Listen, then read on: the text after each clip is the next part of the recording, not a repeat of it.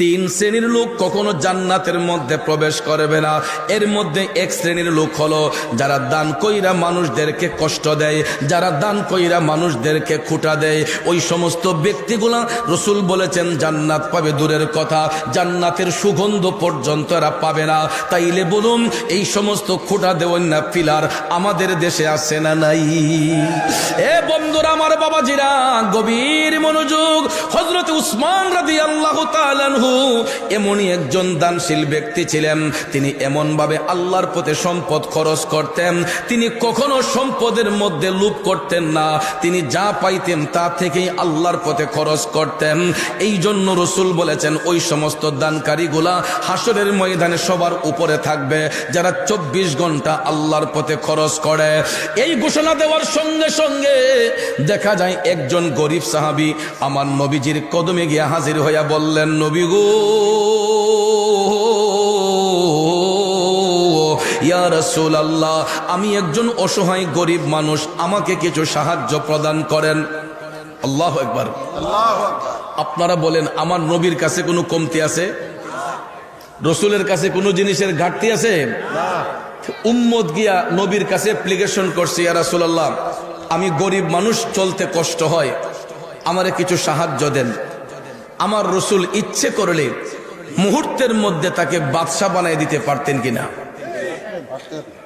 এ যুবক বন্ধুরা মনোযোগ।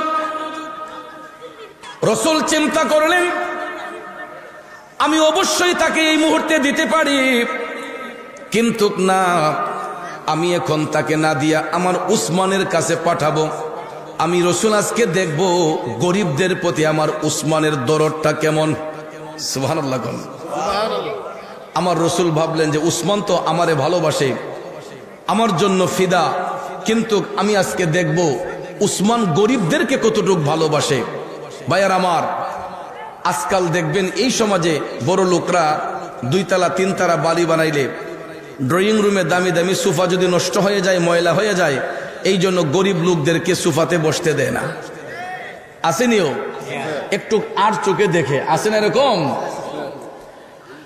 বন্ধুরা আমার মদিনার কামলিওয়ালা নবী মুহূর্তের মধ্যে দিতে পারতেন, কিন্তু রাসূল বললেন না, আমি আজকে দেখব গরিবদের প্রতি আমার উসমানের উদারতাটা কেমন। এই বলে রাসূল ওই গরিব সাহাবীকে বললেন, উম্মত, তুমি এই মুহূর্তে আমার উসমানের কাছে যাও, আমি তোমাকে এখন কিছু দিতে পারবো না, তুমি আমার উসমানের কাছে যাও, কারণ আমার উসমান গানি, উসমান ধনী, তুমি আমার উসমানের কাছে যাও। তো সাহাবী ভাবলেন যে রাসূল যেহেতু বলেছেন তাহলে তো অবশ্যই তিনি শিল্পপতি, একটু গিয়া দেখি। তখন এই গরিব সাহাবী রওনা হয়ে হযরতে উসমান রাদিয়াল্লাহু তাআলা আনহুর বাড়ির কাছে গিয়া দেখতেছে হযরতে উসমান ময়লাযুক্ত বালি মাখা খেজুরগুলা পানি দিয়া ধুইয়া ধুইয়া একটা বালতিতে জমাইতেছেন। তো গরিব সাহাবী দিকা কমা নবীজি বললেন, এবারে শিল্পপতি, ইনেদি কিপটা দিয়ে কই ময়লাযুক্ত খেজুর পানি দিয়া ধুইয়া জমাইতেছে, যে এবারে নিজে খাইব কি আমারে দিব কি? কয় না না না না, এই লোকের কাছে কিছু চাওয়া যাবে না। তখন ওই গরিব সাহাবী হযরত উসমান রাদিয়াল্লাহু তাআলা আনহুর এই দৃশ্য দেখে তিনি চলে গেলেন নবীজির কদম মোবারকে। আমার রাসূল ডাক দিয়া কয়, উম্মত, তুমি খালি হাতে আসলা যে, কিছু দেই নাই? কয়, নবী গো, আমি তো চাই নাই। রাসূল বললেন, কেন? তখন গরিব সাহাবী কয়, নবী গো, আপনার উসমান এত কৃপণ, এত বখিল, তার এই অবস্থা দেখে আমি তার কাছে আর চাই নাই। রাসূল বললেন, কেন, কি হয়েছে? সাহাবী বলতেছেন, নবী গো, ময়লাযুক্ত খেজুরগুলো আপনার উসমান পানি দিয়া ধুইয়া ধুইয়া বালতিতে জমাইতেছে, সে নিজেই খাইব কি আমারে দিব কি?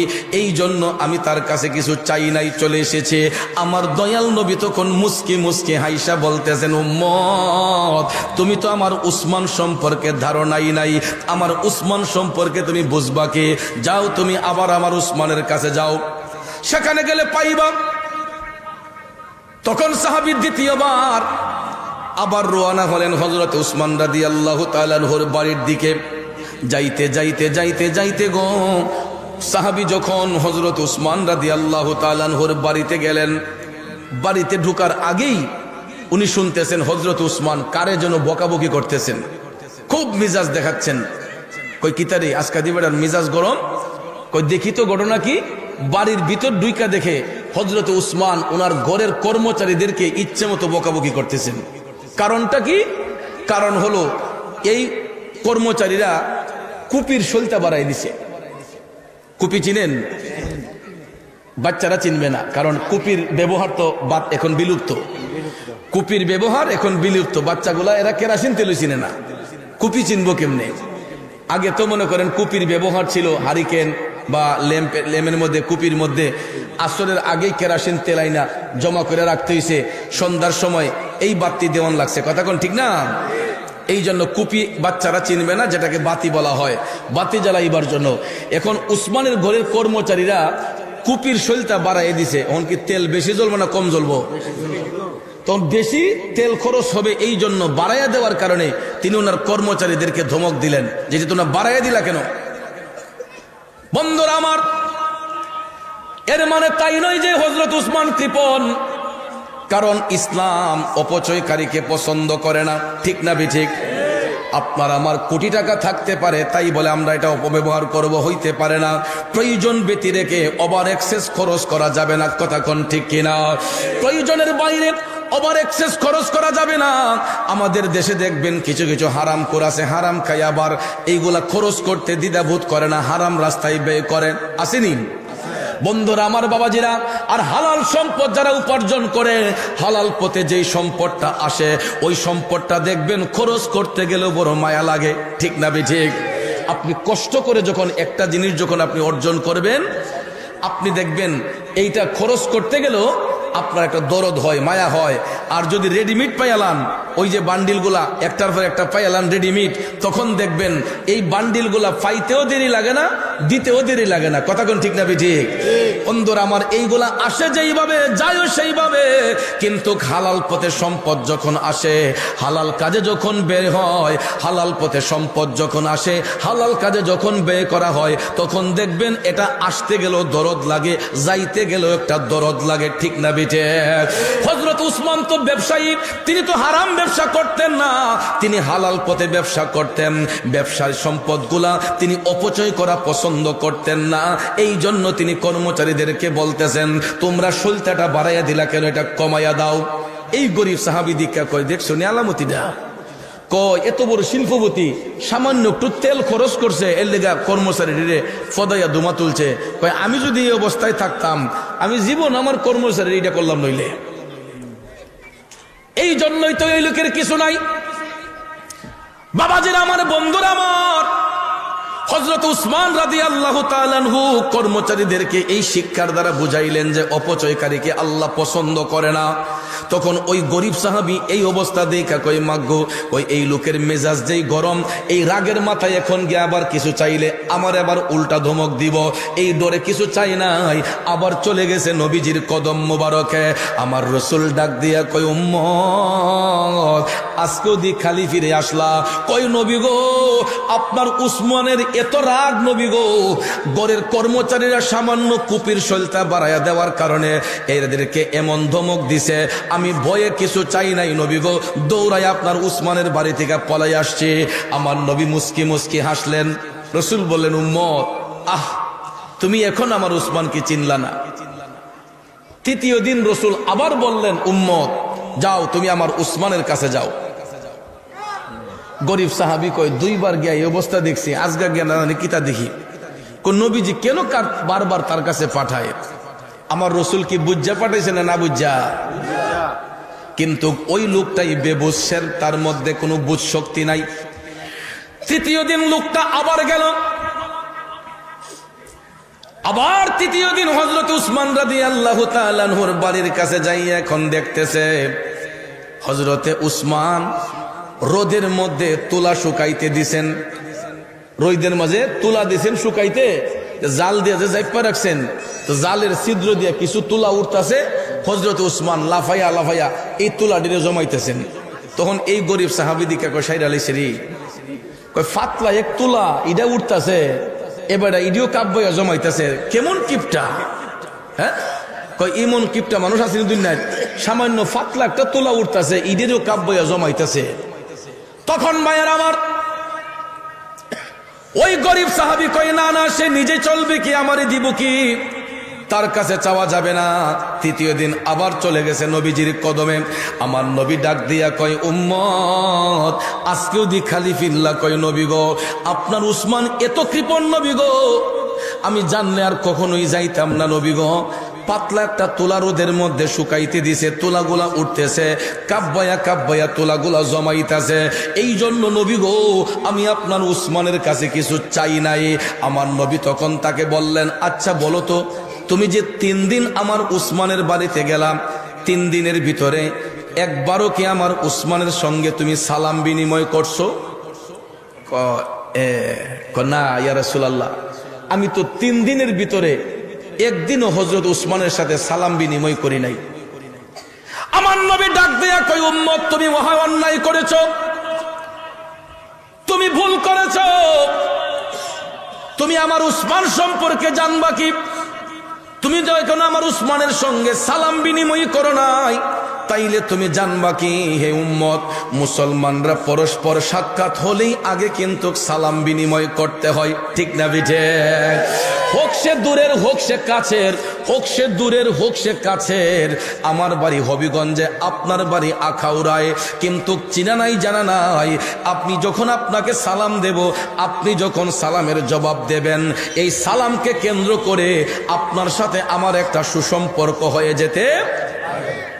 আমি চিনি না জানি না আপনাকে, আমি যখন সালাম দেব আপনি মুস্কি হাইসা বলবেন ওয়ালাইকুম আসসালাম, ঠিক কিনা কন? তখন দেখবেন আমি হাতটা বাড়াইলে আপনি হাইসা হাইসা আয়া হ্যান্ডশিপ করবেন, ভাই আপনার বাড়ি কোথায়, আপনার নাম কি, কি করেন। এই যে হাল বৃত্তান্ত অবস্থা জানা যায় একটা জিনিসকে কেন্দ্র করে, এটা হলো সালাম। কিসের মাধ্যমে? কিন্তু আমাদের দিল এত পাষাণ হইছে, আমাদের পাশ দিয়ে হাইটটা গেলেও মুসলমান আমরা একবার সালাম দিতে চাই না। কথা কোন ঠিক না বেঠিক? না জানি সম্মানটা কমা যায়, না জানি আমাদের ইজ্জত নষ্ট হয়, কিন্তু সালামে তো ইজ্জত নষ্ট হয় না, সালামে আরো ইজ্জত বৃদ্ধি হয়। কথা কোন ঠিক না বেঠিক? আমার যুবক ভাইয়েরা গভীর মনোযোগ। দয়াল নবী বললেন, হে উম্মত, তুমি তো এখন আমার উসমানকে সালামি দেও নাই, তাইলে আমার উসমান সম্পর্কে তুমি জানবা কি? তখন রসুল বললেন, যাও যাও যাও, এখন যাইয়া তুমি আমার উসমানের সঙ্গে সালাম বিনিময় করো, বলবা আমাকে দয়াল নবী পাঠাইছেন কিছু সাহায্যের জন্য।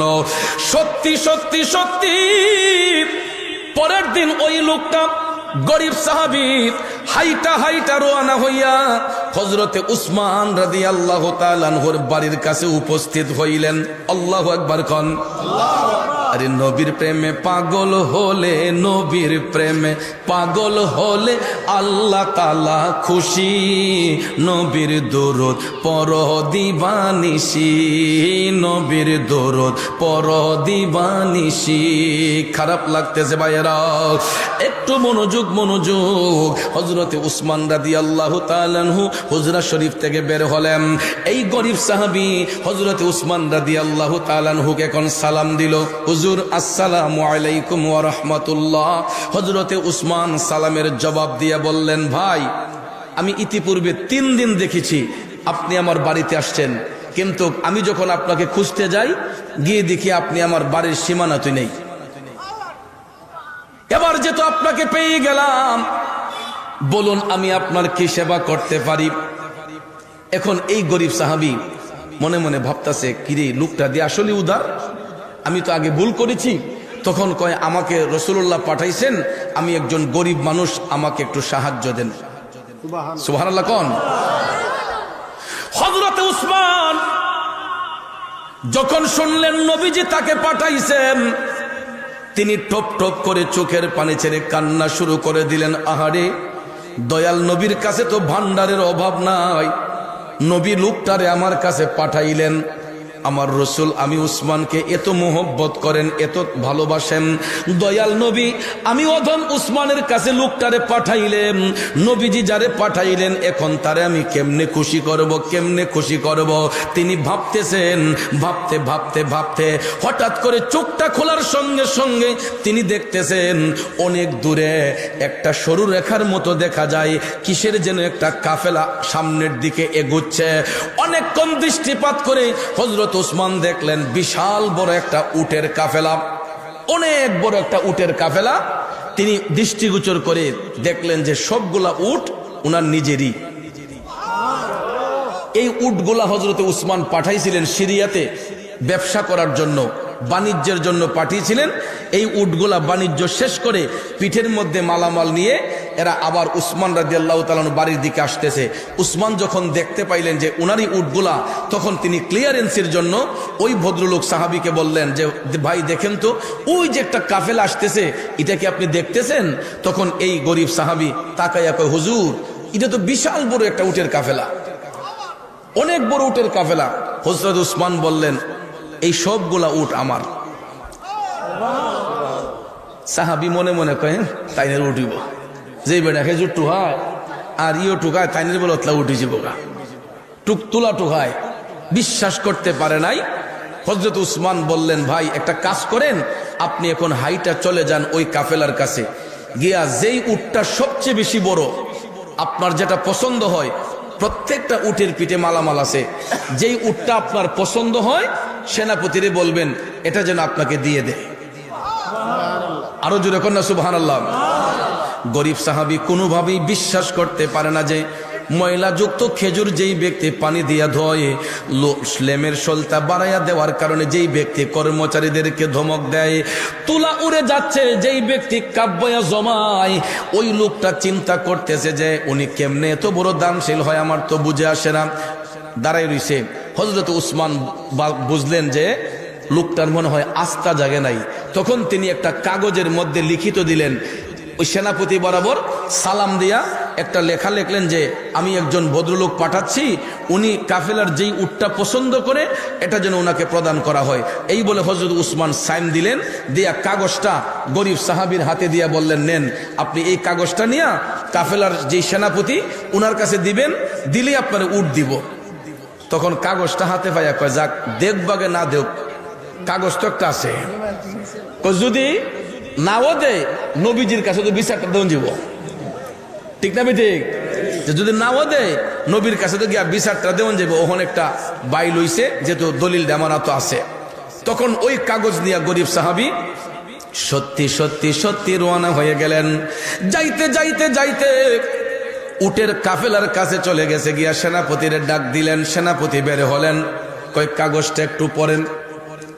সেনাপতি কাগজ পইরা যখন দেখছে হযরতে উসমান রাদিয়াল্লাহু তাআলা আনহুর সাইন, কয় সর্বনাশ, তাইলে তো আর দেরি করন যায় না।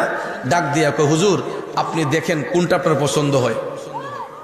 তারপরে গিয়া ওই গরিব সাহাবী বুঝতে পারলেন যে আসলে হযরত উসমানের মুখের কথা আর কাগজের লেখা এক। এখন গিয়া উনি পুরো পরিপূর্ণ বিশ্বাস হলো যে হযরত উসমান দানকারী। তখন উনি একটা একটা উট দেখতেছে, একটা একটা উট দেখতেছে যে শত শত উটের ভিড়ে কোনটা পছন্দ কর কোনটা না। এখন এমন এক উট পছন্দ করছে যেই উট একবারে সামনে, যেটা একবারে সামনে, যেটা এটা। সেনাপতিরে কয়, আমার পছন্দ হয়েছে উট। কোনটা? ওই সামনেরটা সরানো। অন সেনাপতি পড়ছে লজ্জায়। ওর সামনেরটা যদি লাইন থেকে সরানো হয়, তাহলে পিছনের যেইগুলো আছে সবটি ইডারে অনুসরণ করে ইডার ফিস ধরে নিব। আরব দেশের নিয়ম হলো, উটের কাফেলা যখন মরুভূমি দিয়ে চলে, এরা কিন্তু গরুর পালের মতো পাল বান্ধা হাঁটে না, একটার পিছে আরেকটা হাঁটে। উট কিন্তু পাল বান্ধা হাঁটে না, একটার পিছনে আরেকটা হাঁটে। এখন নিয়ম হলো যে সামনেরটার অনুসরণ করে পিছনের গুলা হাঁটে, প্রত্যেকটির পিঠে মালামাল। তো কাফেলার নেতৃত্ব দিচ্ছেন সেনাপতি। উনি বললেন যে হুজুর, এখন যদি লাইন থেকে সামনেরটা সরানো হয়, তাইলে পিছনের গুলা ইডারে অনুসরণ করে চলে যাবে। তার চেয়ে বরং চলুন, উসমানের বাড়ি তো কাছেই, সেখানে যাওয়ার পরে উনি যদি দিয়া দেয়, আমার তো রাখার কোনো আপত্তি নাই। তখন এই ভদ্রলোক সাহাবী বলতেছেন, কেন দিবেন না? উসমান আমাকে বলছেন যে যেটা আমার পছন্দ ইডে দেন, আমার যেটা পছন্দ উনি বলছেন সেটা দিবেন, তাহলে দিবেন না কেন? ইডে তো একটা কথা। তখন সেনাপতি বলতেছে, ঠিক আছে আমি দেব, তাহলে একটা কাজ করি, আমি একজন বার্তাবাহক পাঠাই উসমানের বাড়িতে, উনি যদি বার্তাবাহককে বলে দেন আপনাকে এটা দিয়ে দেওয়ার জন্য, তাহলে তো আমার রাখার আর কোনো অধিকার নাই, ঠিক না? ঠিক বাবাজিরা আমার, সত্যি সত্যি সত্যি সেনাপতি একজন বার্তাবাহক পাঠাইয়া দিলেন। ওই বার্তাবাহক চলে গেলেন হযরত উসমান রাদিয়াল্লাহু তাআলা আনহুর বাড়িতে। ডাক দিয়া বলে, হুজুর একটু আগে আপনি যেই ভদ্রলোকরে পাঠাইলেন উনি এমন এক উট পছন্দ করছে হুজুর, যেটা একদম সামনের সারিতে। হুজুর, যদি সামনের সারি থেকে এটা সরানো হয়, পিছনের গুলা তো এটার অনুসরণ করে সবটি চলে যাবে এটার পিছনে। এখন কি করা যায়, কি করব?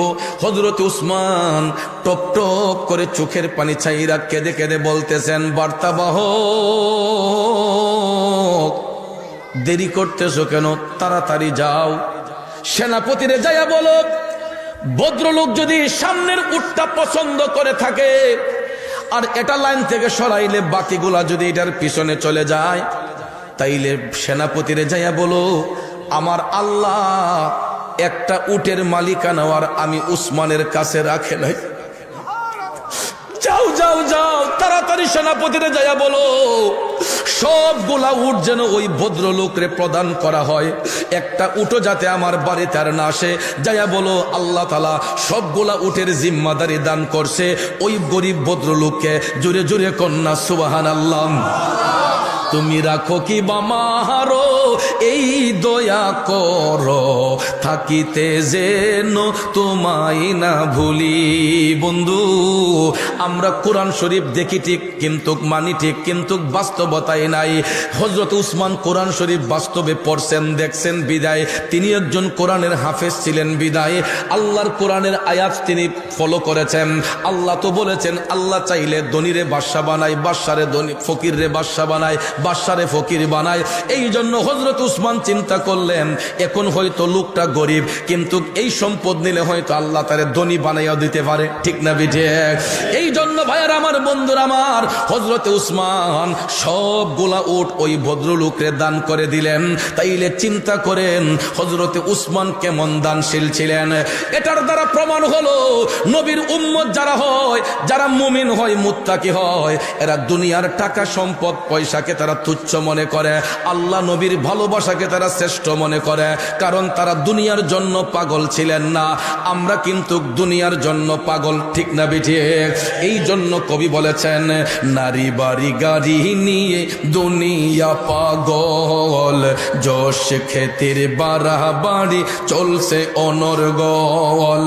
নারী বাড়ি যশ খ্যাতির নাই রে কামনা, নবীর জিয়ারতে যাব সোনার মদিনা, সেই বাসনা পূর্ণ হবে দেখলে মদিনা, সেই বাসনা পূর্ণ হবে দেখলে মদিনা। আমরা যাব মদিনা, দেখব সোনার মদিনা, সেই জায়গাটার নাম হলো সোনার মদিনা, সেই জায়গাটার নাম হলো সোনার মদিনা। বলুন, সেই জায়গাটার নাম হলো, সেই জায়গাটার নাম হলো পিনা। লন্ডন, প্যারিস, ওয়াশিংটন, বার্লিন যেতে চাই না, হংকং, বেজিং, টোকিও, সিঙ্গাপুর চাই না।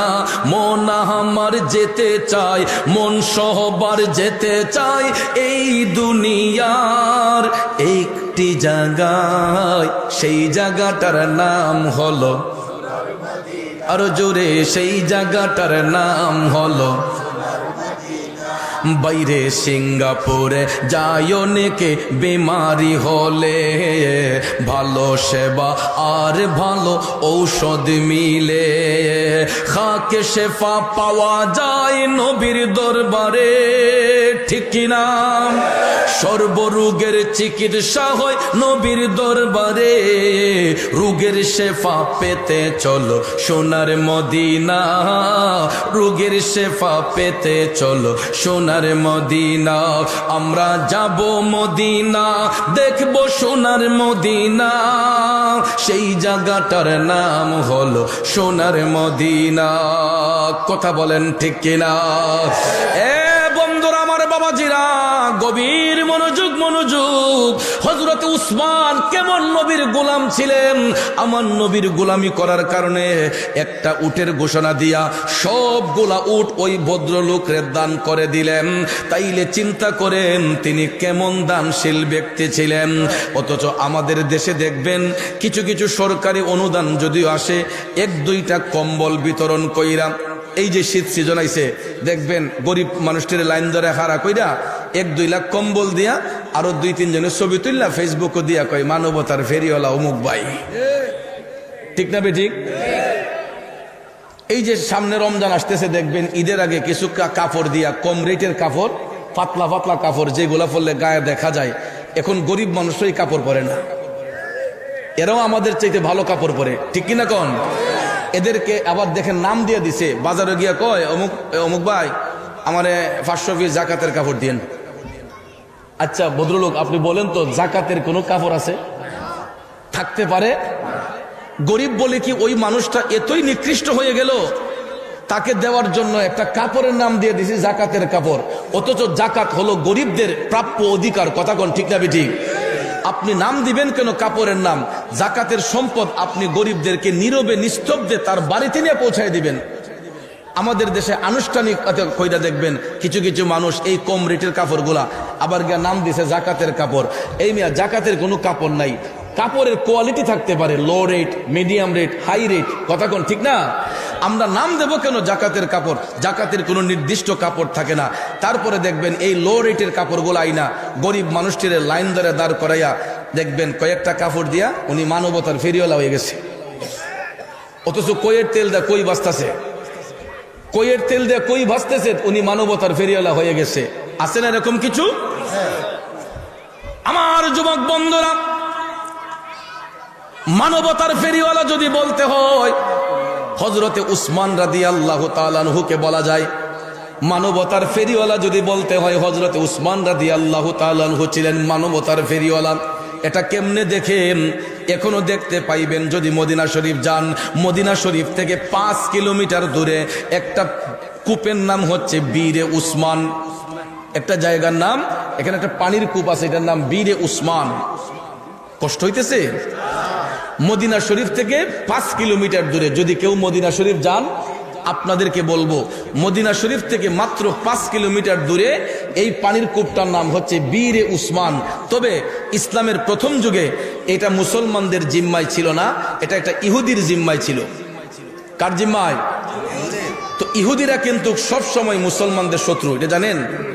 এই জন্য আল্লাহ তাআলা কোরআনের সূরা আল মায়েদার 51 নম্বর আয়াতে কারিমায় বলছেন যে হে মুমিনগণ, তোমরা ইহুদি খ্রিস্টানদেরকে তোমাদের বন্ধু বানাইও না। আল্লাহ কোরআনে বলে দিয়েছেন এরা সব সময় মুসলমানদের শত্রু। তো ওই ইহুদি মুসলমানদেরকে টাকা ছাড়া পানি দিত না। কি ছাড়া? টাকা দিলে তাদেরকে পানি দিত, টাকার পরিমাণে পানি দিত। এখন মুসলমানদের মধ্যে সবাই তো আর এবিলিটিওয়ালা না। অনেক সাহাবী আছে দুর্বল, যাদের অর্থ সম্পদ নাই, এরা টাকা দিয়ে পানি কিনতে পারে না। বড় লোক যারা আছে এরা হয়তো টাকা দিয়ে পানি কিনতে পারে, কিন্তু গরিব দুর্বল যারা এরা তো টাকা দিয়ে পানি কিনতে পারে না। ঠিক কিনা বলেন? সমস্ত সাহাবায়ে কেরাম একত্রিত হইয়া তারা চলে গেলেন আমার দয়াল নবীর কদম মোবারকে। নবীজির কদম মোবারকে সালাম দিয়ে বলতেছেন, নবী গো, ইয়া রাসূলুল্লাহ, মায়ার নবী গো, আমরা তো পানির ক্রাইসিসে আছি নবী গো, ইহুদির কাছ থেকে টাকা আনতে। নবী গো, আমাদের তো এই পরিমাণ টাকা নাই, আমরা পানি তো কিনতে পারিনি ইয়া রাসূলুল্লাহ, প্রতিদিন টাকা দিয়ে পানি কিনা আমাদের জন্য কষ্ট হয়ে যায়। নবী গো, ওই পানির কূপটা যদি আমাদের জিম্মায় চলে আসতো তাইলে আমরা আনন্দে পানিটা ব্যবহার করতে পারতাম। আপনারা বলেন উম্মতের কষ্ট আমার নবী সহ্য করতে পারে? দয়াল নবী টপ টপ করে চোখের পানি চাইরা কান্না শুরু করে দিলেন। আরে উম্মতের কষ্ট নবী সইতে পারে না, যে জন হবে আপনা সেই তো মদিনা। কথা বলেন ঠিক না বিজে? বন্ধু আমার রাসূল ডাক দিয়া সাহাবায়ে কেরামকে বললেন, উম্মত, ও আমার সাহাবারা, লা তাহজান, চিন্তার কোনো কারণ নাই, একটু অপেক্ষা করো, দেখি কি করা যায়। সাহাবায়ে কেরামকে সান্ত্বনা দিয়া আমার মদিনার কামলিওয়ালা নবী হাইটা হাইটা চলে গেলেন ইহুদির বাড়ির মধ্যে। আমার নবী ইহুদির বাড়িতে যাইয়া ওই ইহুদিকে ডেকে বের করলেন। ইহুদি যখন বের হলো, রাসূল বললেন, ভাই আমি একটা প্রস্তাব নিয়ে আসছি। ইহুদি কয়, কি প্রস্তাব? আমার দয়াল নবী বললেন, তোমার এই পানির কূপটা আমার প্রয়োজন, এখন কত টাকা হইলে তোমার কূপটা বিক্রি করবা? ইহুদি ডাক দিয়া কয়, না, আমি আমার পানির কূপ বিক্রি করব না, আমার এটা বিক্রি করার প্রয়োজন নাই। রসুল বললেন, দেখো, টাকা যদি না নেও, আমি জান্নাতের একটা ঝর্ণার বিনিময়ে তোমার এই পানির কূপটা আবদার করছি, আমাকে এটা দিয়ে দাও। তখনও ইহুদি বলতেছে, না, জান্নাতের ঝর্ণা আমি কখন পাবো, এটার তো স্টেশন নাই, আমার জান্নাতের ঝর্ণা লাগতো না, আমার কূপ আমারই থাকুক। জোরে কোন নাউজুবিল্লাহ। অথচ ভাইয়ার আমার, এই সুযোগ যদি আমরা জীবনে একবার পাইতাম, কখনো কি হাতছাড়া করতাম? আমার জীবন করব দান, গেয়ে নবীর গুণগান। নবী ছাড়া ত্রিভুবনে নাই কোনো সম্মান, আমার জীবন করব দান, গেয়ে নবীর গুণগান। ঠিক না বেঠিক? বাইরে নবী আমার জানেরই জান, নবী আমার প্রাণ, নবীর কাছে পাবো মোরা খোদাই সন্ধান। যদি ঠিক রাখো ঈমান, পাবে জান্নাতের বাগান। যদি ঠিক রাখো ঈমান, পাবে জান্নাতের বাগান।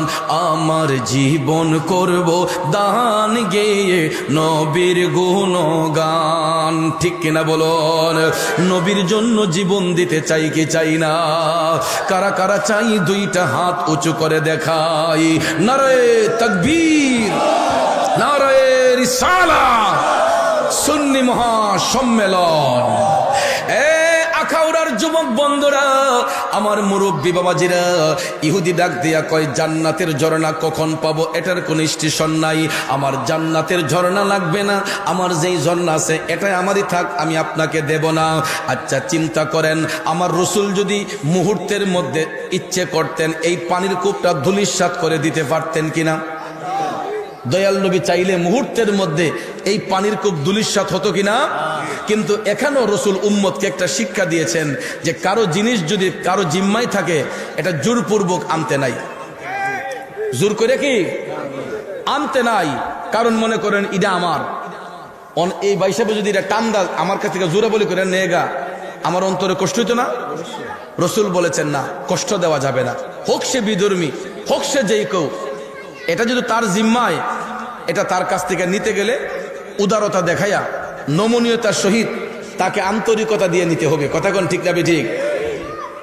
কিন্তু ভাইয়ের আমার, জান্নাতের ঝর্ণার বিনিময়ে ওই ইহুদি পানির কূপটা দিল না। আমার মদিনার কামলিওয়ালা নবী, মায়ার নবী, দয়ার নবী ইহুদির কাছ থেকে ফিরে গেলেন খালি হাতে। ইহুদি পানির কূপটা দিল না। হুজরা শরীফের মধ্যে যাইয়া দেখতেছেন হযরত উসমান রাদিয়াল্লাহু তাআলা আনহু নবীর কাছে উপস্থিত। হঠাৎ করে দয়াল নবীর চোখের পানি মুবারক টপ টপ করে পড়তে যায়। হযরতে উসমান ডাক দিয়া কয়, নবী গো, কেন আপনি কান্না করতেছেন? ইয়া রাসূলুল্লাহ, আপনাকে তো এরকম ভাবে কখনো কান্না করতে দেখি নাই। আমার নবী ডাক দিলেন, উসমান, আমি ইহুদির বাড়িতে গেছিলাম, তার পানির কূপটার আবদার করেছিলাম টাকার দিয়ে, সে টাকা দিয়ে বিক্রি করে না। আমি জান্নাতের একটা ঝর্ণার বিনিময়ে আবদার করলাম, তাও ইহুদি রাজি হলো না। এখন আমার উম্মতদের তো পানির কষ্ট হয়, এরা পানি পান করবে কেমনে? সুবহানাল্লাহ কোন সুবহানাল্লাহ। হযরতে উসমান নবীজিরে ডাক দিয়ে কয়, ইয়া রাসূলুল্লাহ, এটার জন্য আপনি টেনশন করতেছেন? নবী গো, আমি যদি ইহুদির কাছ থেকে পানির কূপটা যদি কিন্না লইয়ে ফিরি, আমারে জান্নাতের ঝর্ণা দিবেন? সুবহানাল্লাহ কোন না? আমার দয়াল নবী তখন মুস্কি হাইসা বললেন, উসমান, যদি এরকম হয় তাহলে অবশ্যই তোমাকে জান্নাতের ঝর্ণা প্রদান করা হবে। হযরতে উসমান কয়, আমি চাই না বেহেশত, আমি চাই না জাহান্নাম, আমার কপালে লিখে দিও দয়াল নবীর নাম। নবী গো, আমি জান্নাতের ঝর্ণা দিয়া কি করব যদি আপনি না থাকেন? ইয়া রাসূলুল্লাহ, আমি এমনিতেই বলছি, নবী গো, আমারে ক্ষমা করেন। নবী গো, আমার জান্নাতের ঝর্ণার প্রয়োজন নাই, আপনি নবী আমার পাশে থাকলে আমার আর কিছুর দরকার নাই। নবী পাশে থাকলে আর কিছু দরকার নাই। এই বলে হযরত উসমান কয়, নবী গো, আমার পুরাটা সম্পদ বিক্রি কইরো যদি এই পানির কূপটা কিনতে হয়, আমি ইহুদির কাছ থেকে ওই পানির কূপটা কিনা আপনার কদমে আইনা আমি হাজির করব। আরো জোরে জোরে কন্যা সুবহানাল্লাহ। কারণ মা বাবা, আত্মীয় স্বজন, স্ত্রী পুত্র কন্যাগণ সবার চাইতে নবীজি আপন, ঠিক কিনা? এ নবীজিকে জানের চাইতে অধিক ভালো না বাসিলে, হাদিসে কয় তাহারি মান্না আই গো মুমিন ভাই, নবী বিনে আপন কেহ নাই, ঠিক না বেটি? এ জগতের বন্ধুরা, আমার মুরব্বী বাবাজিরা, সম্মানিত মা বোনরা যারা শুনছেন গো, হযরতে উসমান আমার দয়াল নবীর কদম মোবারক থেকে বিদায় নিয়ে তিনি হাইটা হাইটা চলে গেলেন ইহুদির বাড়ির মধ্যে। হযরত উসমান কয়, আমার সব সম্পদ দিয়া যদি এই কূপ কিনতে হয় আমি কিনবো। কিন্তু হযরত উসমান দয়াল নবীর কাছ থেকে বিদায় নিয়ে যখন ইহুদির বাড়িতে গেলেন, চিন্তা করে দেখবেন মদিনার শিল্পপতি এই ইহুদির বাড়িতে যাইয়া ইহুদিরে ডাক দিলেন। ইহুদি বের হইছে। উসমান রাদিয়াল্লাহু তাআলা আনহু বললেন, ভাই আমি তোমার পানির জন্নাটা কিনতে আসছি, কত টাকার বিনিময়ে এই পানির জন্না বিক্রি করবা? তখন ইহুদি বলতেছে, উসমান একটু আগে তোমার নেতা আসছিলেন, অর্থাৎ নবীজির কথা বলতেছে, কয় তোমাদের নেতা আসছিলেন, উনি আমাকে জান্নাতের ঝর্ণা দিবেন এই আবদার করেছিলেন, তারপরে দেই নাই, তোমারে দিমু কেমনে? নাউজুবিল্লাহ কোন। হযরত উসমান বললেন, ভাই সমস্যা নাই, যত টাকা লাগুক না কেন আমি দিতে রাজি, তুমি বলো কত টাকা দিয়ে বিক্রি করবা? কোন না, আমি বেচতাম না, আমার বেচার কোনো প্রয়োজন নাই, কইটা বেচে আমি চলি, তা আমার পানির জন্য আমি বেচতাম না। অথচ চিন্তা করেন, তিনি মদিনার শিল্পপতি, ইহুদির কাছে গিয়ে আবদার করলেন, দিল না। আমাদের দেশের এমন কোন শিল্পপতি গিয়া যদি একটা গরিব মানুষের কাছে কোনো কিছুর আবদার করত, দিত না, পরের দিন তার অস্তিত্ব থাক লইলে সুন্দর করে একটা চিকন বান্ডিল দিয়ে কইলে সাইডে লাও, ঠিক না বেটি? কইলে সাইডে লাও, পরেরটা দেখবো আমি। কিন্তু ভাইয়ের আমার, ইসলাম মারামারি পছন্দ করে না, জবরদস্তি পছন্দ করে না, খুন খারাপি পছন্দ করে না। হযরত উসমান রাদিয়াল্লাহু তাআলা আনহু বারবার করে বলার পরে ইহুদি যখন দিতে নারাজ, সবশেষে হযরত উসমান ইহুদিকে ডাক দিয়া বললেন, আচ্ছা ভাই আমাকে কি তুমি খালি ফিরাইয়া দিবা? কয় আমি বেচবো না। উসমান বললেন, ঠিক আছে, বিক্রি করার দরকার নাই, অন্তত একটা দিনের জন্য তোমার পানির কূপটা আমার কাছে ভাড়া প্রদান করো, বিনিময়ে যা চাও, বিনিময়ে যা চাও, একদিনের জন্য তোমার পানির কূপটা আমার কাছে ভাড়া প্রদান করো। দেখেন মানবতার ফেরিওয়ালা কারে বলে। হযরত উসমান যখন এই প্রস্তাব দিলেন, ইহুদি কয় এই সুযোগে কিছু টাকা ইনকাম করে লাই, কয় এমন রেট দিমু হয়তো উসমান নিব, নাইলে দৌড়াইয়া ফেলাইব। মুমিনরা কি পলাইবার মানুষ? ইমানদাররা কি পলাইবার মানুষ? অথচ তিনি মদিনার শিল্পপতি। উসমান বললেন, বিনিময়ে যা চাও, অন্তত একদিনের জন্য তোমার কূপটা আমাকে ভাড়া দাও। ইহুদি ডাক দিয়া, উসমান যদি নিতে হয় তাইলে একদিনে নিলেও আমারে 1500 দিনার দেওয়ান লাগবো। অথচ সে প্রতিদিন পানি ব্যস্ত 15 দিনার, 10 দিনার, 20 দিনার, 15 দিনার, এই এমন তার মাঝে একদিনের জন্য ভাড়া চাইলো 1500 দিনার। এটা কি সাধারণ কথা? তখনকার সময়ের 1500 দিনার বর্তমান সময়ের 15 কোটিরও বেশি হবে, ঠিক না বেঠিক? হযরত উসমান ডাক দিয়া বললেন, এ ইহুদি ভাই, 1500 দিনার যদি তোমাকে নগদ পেমেন্ট করা হয়, তুমি কি একদিনের জন্য ভাড়া দিবা? আগে টাকা দেও, দিতাম না কেন? ইহুদি ভাবছে যে হযরত উসমান এত টাকা দিয়ে নিবেন না, আর তার ধারণা হলো হযরত উসমান মনে হয় এটা নিয়া তিনি মনে হয় মুসলমানদের কাছে পানি বিক্রি করবেন, যেহেতু তিনি একজন ব্যবসায়ী মানুষ। এই ধারণায় সে এই রেট দিল। সঙ্গে সঙ্গে হযরত উসমান পকেটে হাত দিয়ে 1500 দিনার ইহুদির হাতে দিয়ে বললেন, ভাই দেখো তো গণ্যা। ইহুদি গণ্যা দেখতেছে 1500 দিনার, সে তো স্ট্রেঞ্জ, আই হায় এতগুলো টাকা দিয়ে উসমান এটাকে ভাড়া নিল একদিনের জন্য, তার তো ব্যবসাত লস হইব। আসলে কি তিনি ব্যবসার জন্য নিছেন? বন্ধুরা আমার, বাবাজিরা, উসমান বলতেছেন একদিনের জন্য আমি তোমার এটা ভাড়া করলাম, তোমার আপত্তি আছে? কয় না। এতগুলা টাকা দিয়ে নিছেন, আপত্তি থাকবে কেন? তখন 1500 দিনার দিয়ে হযরত উসমান একদিনের জন্য পানির কূপটা ভাড়া কইরা কূপের পারে দাঁড়াইয়া হযরতে উসমান মদিনার বাসীকে ডাক দিতেছেন, ও মদিনার মুসলমান ভাইয়েরা রে, ও মদিনাবাসীরা, তোমরা কে কোথায় আসো রে? সবাই আসো, আজকের এই দিনে এই পানির কূপটা তোমাদের জন্য উন্মুক্ত। আজকে তোমাদের কারো টাকা দিতে হবে না, বিনা টাকায় বিনা সে তোমরা বিনা মায়নায় তোমরা পানি নিতে শুরু করো। যার যতটুক পানি লাগবে, মাগনা পাইলে কেউ সারে? হ্যাঁ, মদিনাবাসীরা যখন শুনছে যে এরা টাকা ছাড়া পানি পাইব, বেড়াইতে তো পাগল হয়ে গেছে, কি করব কি না, দলে দলে যোগদান করে পানি নেওয়া শুরু করলেন। নিতে নিতে কূপের উপরে একবার তুফান তুলে দিচ্ছে। এক একজনের ঘরে এক এক সপ্তাহ পানি রিজার্ভ। এক সপ্তাহ যদি মদিনাবাসীরা পানি নাও কিনে, এরা আর কোনো টেনশন। হযরত উসমানে এমন সেবা দিলেন, একদিনে এটা ওপেন করে দেওয়াতে মুসলমানরা পানি নিতে নিতে নিতে নিতে এক একজনের ঘরে এক এক সপ্তাহ পানি নিয়ে রিজার্ভ করে ফেললেন। আল্লাহু আকবার কোন। বাড়া আনছেন কয় দিনের জন্য? এটা কি 2 দিন রাখুন যাইব? এটা মুমিনদের বৈশিষ্ট্য না। কিন্তু আমরা মুমিনরা কি তা করে জানেননি? মনে করেন না যে ওনার ঘর থেকে দাও হয়ে আনলাম যে ভাই আপনার দাউটা দেন, আমি বিয়ালে দিতেছি। সকালবেলা দাউটা আনছি কাজ করবার লেগে, যে আপনার ঘরে দাউটা দেন, আমি একটু কাজ করবো। আমরা কেমন মুমিনরা দেখেন, সকালবেলা আনছি বিকালবেলা দেওয়ার কথা, দেখা যায় ওই দিন বিকাল গেছে, পরের দিন বিকাল গেছে, এরপরের দিন বিকাল গেছে, এরপরের দিন দেখা যায় দাওয়ার আসার টই ফাল্টাই লিছে।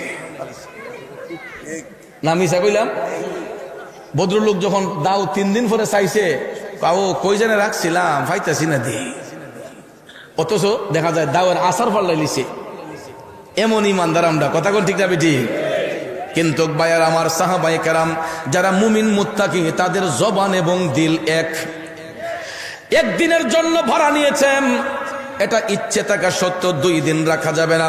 একদিন পরে হযরত উসমান আবার কূপটা ব্যাগ দিলেন। তো ইহুদি তো মনে করছে যে একদিনের বেটা কয়টিয়ার পানি বেচলো, আজকাতে তো আমার ব্যবসা শুরু হইব। পরের দিন যখন ইহুদি পানি বিক্রি করতে বসছে, দেখা যায় সারা দিন বসার পরও 1 লাখ কাস্টমারও নাই। কাস্টমার কি আইবার মাথা দূর দোষে? এরা বেড়াইতে গড়ে 1 সপ্তাহ পানি। 1 দিন চলে গেছে, 2 দিন চলে গেছে, কাস্টমার নাই। 3 দিন চলে গেছে, কাস্টমার নাই।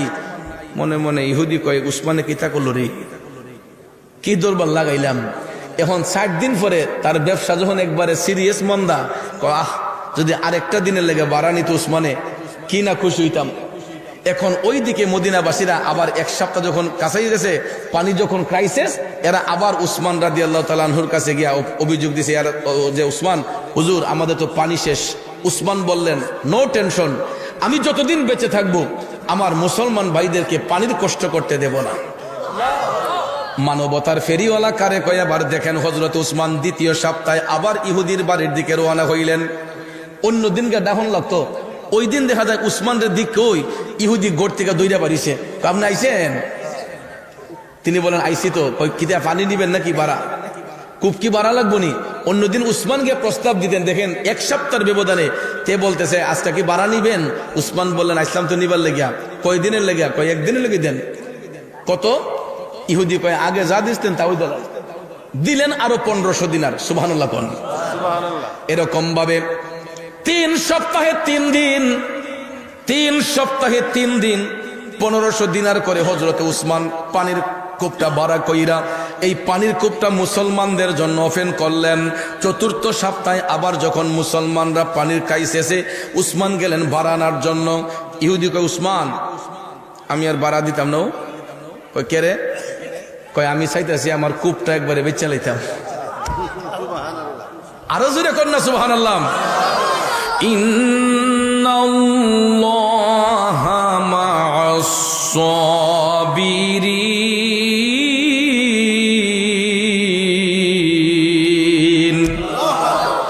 সত্য না মিথ্যা? আল্লাহ তাআলা কয় নিশ্চয়ই আমি আল্লাহ সবরকারীর অন্তর্ভুক্ত, ধৈর্যশীলদের অন্তর্ভুক্ত। এই জন্য বাবা মারামারি কইরা কাটাকাটি কইরা কোনো লাভ নাই, তাড়াহুড়া কইরা কোনো লাভ নাই। প্রত্যেকটা জিনিস অর্জন করতে হয় সবরের মাধ্যমে, ধৈর্যের মাধ্যমে, ঠিক না বিঠিক?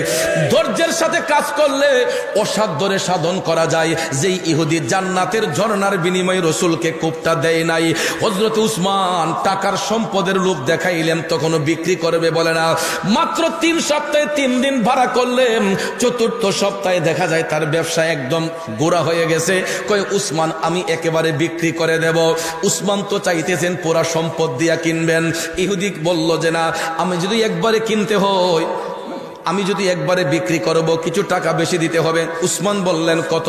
কয় আমারে এককালীন 15,000 দিনার দিলাম, দিলে আমি আপনার এটা নিদাবি করে দিয়ে দিলাম। তখনকার সময়ের 15,000 দিনার বর্তমান সময়ের কয়শো কোটি টাকা হবে চিন্তা করছেন? তখন হযরত উসমান বললেন খাতায় সাইন দেও আর টাকা গণো। টাকা যখন নিল তখন সেই ইহুদি লিখা দিল যে আজকের পর থেকে এই কূপের মধ্যে আমার কোনো মালিকানা নাই, 15,000 দিনারের বিনিময়ে আমি উসমানের কাছে এটা বিক্রি করে দিলাম। আর কোনো টেনশন আছে? আর ইহুদির কোনো অধিকার নাই।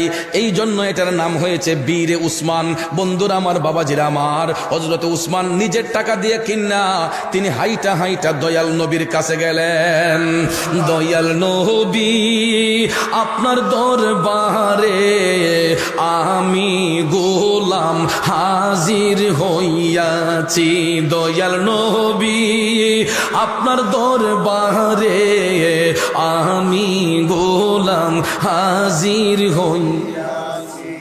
হযরত উসমান সালাম দিয়া কই নবী গো, ইয়া রাসূলুল্লাহ, এই নেন দলিল। আমার রাসূল কই কি? কই নবী গো, আমি 15,000 দিনারের বিনিময়ে ইহুদির কাছ থেকে পানির কূপটা ক্রয় করেছি।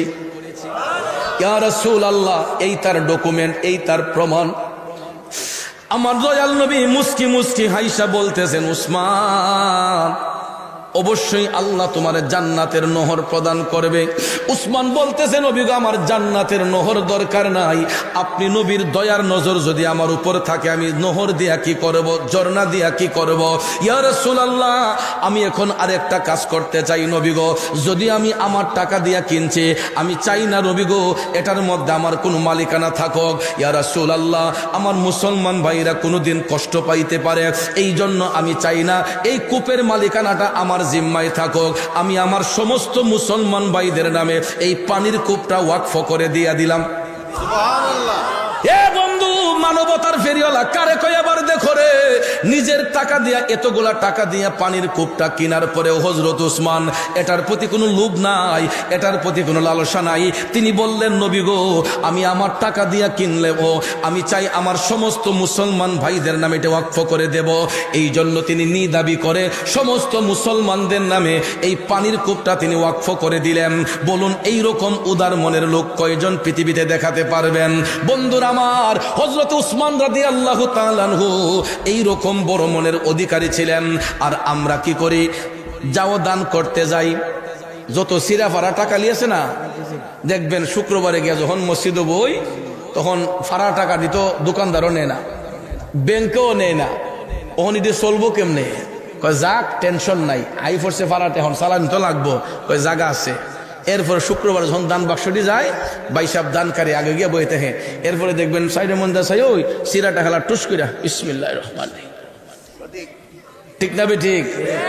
নামাজের পরে কেশিয়ার সাহেব যখন বাস্ক খুলে টেহালি গন্ত কোমাগো ই কাম কোন আল্লাহর বান্দা করছে, ওহন দেখা যায় এমন সিরা টেহা অর্ধেকটিরও বেশি সিরা। ঠিক না বে ঠিক?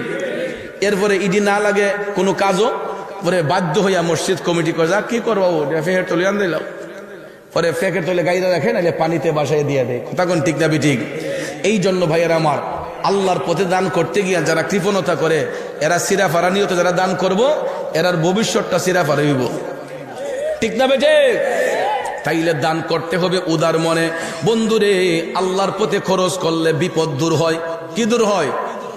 আল্লাহর পথে খরচ করলে বিপদ দূর হয়, বিপদ মুক্ত হয়। এই জন্য দান করতে গিয়ে কখনো কৃপণতা করবেন না। আপনার গনে আমার ঘরে যদি ভিখারিও আসে, ভিখারিকে পর্যন্ত খালি দিবেন না। বেশি না পারেন 5টা টাকা হইলো দিয়ে দিন, এক মুষ্টির চাইল হইলো দিয়ে দিবেন, ভিক্ষুকরে খালি ফিরিয়ে দিয়েন না। আমার রসুল বলেছেন যারা ভিক্ষুকরে ভিক্ষা দিবে এদেরও বিপদ দূর হয়ে যায়। আল্লাহু আকবার কন। তাহলে বাবাজির আমার, আজকের এই মাহফিল যে এরা করলো, ফুলাফান্ডে কি ভালো কাজ করছে না খারাপ কাজ করছে? এই যে 3টা বাচ্চা মাথার মধ্যে পাগড়ি নিল, আপনারা একটা জিনিস চিন্তা করছেন নি, বাচ্চাটির বয়স কত? এই বয়সের বাচ্চার সিনার মধ্যে কোরআন শরীফ 30 পারা কোরআন ধারণ করছে, এটা কি একটুখানি কথা? তাহলে আমরাও তো চাই আমাদের বাচ্চাগুলা মানুষের মতো মানুষ হোক, কথা কোন ঠিক না বেঠিক? এটা চান না আপনারা? তাহলে এই মাদ্রাসা দিন দিন আরো সামনে অগ্রসর হোক, এটা চাননি আপনারা? কারা কারা চান হাত তুলেন তো। নারে তাকবীর, নারে রিসালাত, আহলে সুন্নাত ওয়াল জামাত, হাত নামান। বাবাজি আরেকটা কথা হলো, মসজিদ কার ঘর? মাদ্রাসা কার ঘর? নবীর ঘর। মসজিদ হলো আল্লাহর ঘর, মাদ্রাসা হলো নবীর ঘর। মসজিদ আল্লাহর ঘর, মাদ্রাসা নবীর ঘর। দেখেন, নবীর ঘরে পড়াশোনা না করলে আল্লাহর ঘরের হেফাজত করা যায় না।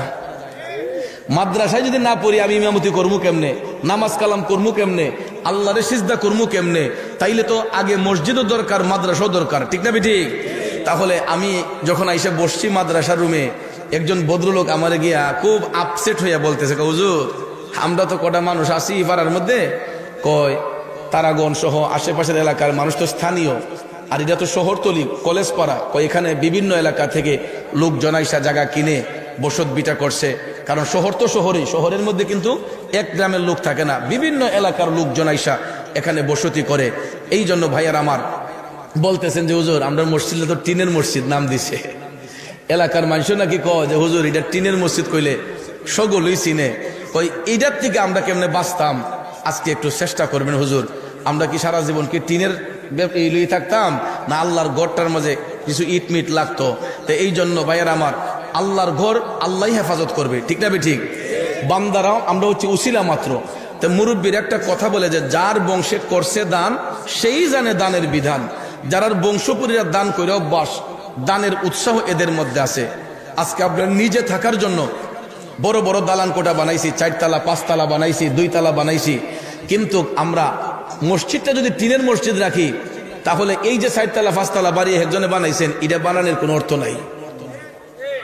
এই জন্য আব্বাজি আমি আপনাদেরকে বলবো, আমি কিন্তু আজকে আলোচনা করছি দানের ফজিলত নিয়ে, ঠিক না ঠিক? আজকে আমার আলোচনার মূল বিষয়টাই ছিল দানের ফজিলত। আল্লাহর পথে দান করলে আল্লাহ তাআলা বান্দারে পুরস্কৃত করে, তার গুনাহ মাফ করে। তো এই জন্য বান্দার গুনাহ যেহেতু মাফ হয় আল্লাহর পথে খরচ করলে, তাহলে আমরা খরচ করতে কোনো অসুবিধা আছে? যেমন দেখেন এই সুলাইমান নবীর জামানায়, এই কথাটা বলে শেষ করি, বাদশাহ সুলাইমান নবীরে আল্লাহ এমন মুজিজা দিছিলেন, উনি কিন্তু শুধু মানুষের ভাষাই বুঝতেন না, উনি পশু পাখির ভাষাও বুঝতেন, পাখির ভাষাও বুঝতেন তিনি। তো সুলাইমান নবীর জামানায় উনার এলাকায় এক বাড়িওয়ালার গাছে একটা পাখি আইসা বাসা বাঁধছে।